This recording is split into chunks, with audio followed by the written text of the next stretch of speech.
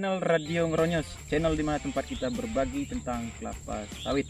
Kesempatan kali ini kita akan membagikan menentukan jarak tanam kelapa sawit yang akan kita tanam. Ada beberapa beberapa poin yang harus kita pertimbangkan sebelum menentukan jarak tanam. Kita harus mengenali kondisi lahan. Kita harus mengenali varietas yang akan kita tanam. Menentukan arah dari barisan. Barisan akan mengarah untuk kita mengeluarkan hasil produksi. Secara umum arah dari barisan itu ke jalan untuk memudahkan kita di dalam mengeluarkan hasil produksi. Kita juga harus menentukan beberapa hal seperti logika, etika, dan estetika di dalam menentukan jarak tanam. Secara etika kita tentu akan berbatasan antara lahan kita dengan lahan di sebelah kita. Maka kita harus memperhatikan etikanya. Etikanya di mana? Kita sudah menentukan jarak tanam seperti contoh 8 meter antar baris di as. Maka kita akan menyisakan dari batas itu 4 meter.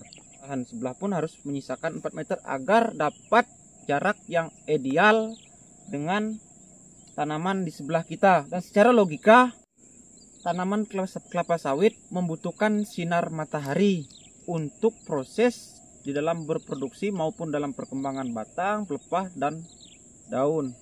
Maka kita harus menentukan jarak yang ideal. Estetika dalam penentuan jarak tanam, sistem pemancangan itu mata 5 mengarah ke 5 arah. Nah, maka kalau tingkat barisan dan antar baris itu lurus, maka di situ ada nilai estetika keindahan yang dapat kita lihat. Ini lahan datar cukup tinggi, maka tingkat kesuburannya cukup bagus. Maka kita harus menentukan jarak tanam tuh benar-benar ideal. Beda dengan di area yang berrawa, maka tingkat kesuburan kurang, itu bisa kita jarak tanam tuh SPH-nya lebih banyak. Dan yang kedua, kita harus mengenali varietas yang akan kita tanam, karena kelapa sawit unggul memiliki 2 jenis. Secara umum, pelepah panjang dan pelepah pendek. Itu pun selisihnya pun tidak begitu signifikan. Pelepah pendek, dia rata-rata di kisaran panjang pelepahnya 5 meter sampai 6 meter. Itu kriteria pelepah pendek. Bukan berarti kalau pelepah pendek itu pendek betul tuh enggak. Dia kriterianya 5 meter sampai 6 meter. Demikian pula dengan pelepah panjang. Dia karakternya kalau pelepah panjang itu antara 6 meter lebih, 6 meter sampai 7 meter kurang.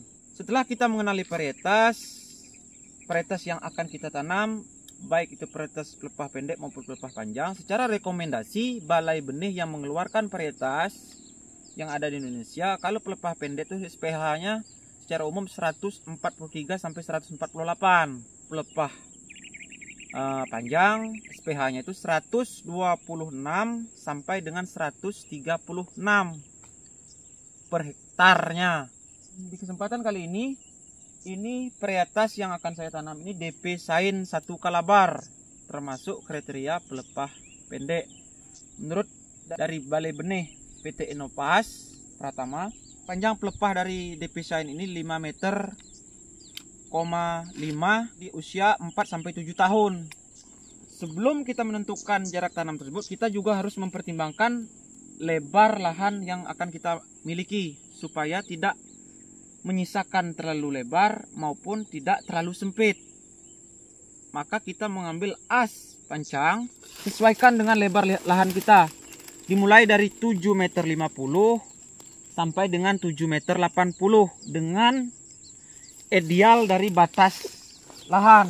Ini saya mengambil di angka 7,50 meter, maka kita akan menyisakan dengan batas itu 3,75 meter. Di sini ada nilai etika.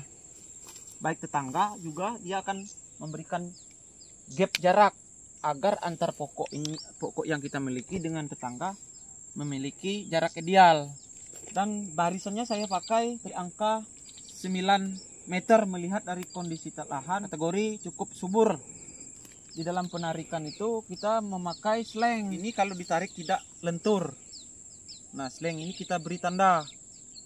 Beri tanda 2, yaitu pertama jarak as dan jarak barisan. Untuk keakuratan kita akan coba mengukur 7,50 meter mendapatkan berapa jarak dari antar pokoknya. Nah, kita tes. Memakai as 7,50 meter mendapatkan di angka 8,85 meter. 8,85 meter.